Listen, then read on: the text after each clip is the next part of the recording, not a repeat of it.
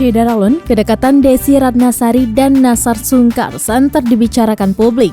Ibu Najwa ini pun merasa tidak nyaman dengan berbagai tudingan netizen yang beranggapan bahwa kedekatan keduanya hanyalah gimmick. Menurut Desi, dirinya tidak mempunyai banyak waktu untuk gimmick. Apalagi Desi Ratnasari adalah seorang anggota DPR RI yang mempunyai banyak tugas untuk membantu rakyatnya. Ibu Najwa ini pun memberi penegasan terkait hubungannya dengan King Nassar. Dilansir dari tribunmedan.com, Desi Ratnasari mendadak membantah hubungannya dengan pedangdut Nassar. Pelantun lagu Tenda Biru itu juga berujar apapun yang terjadi pada kemudian hari terhadap hubungannya dengan Nassar merupakan bagian dari proses relasi mereka.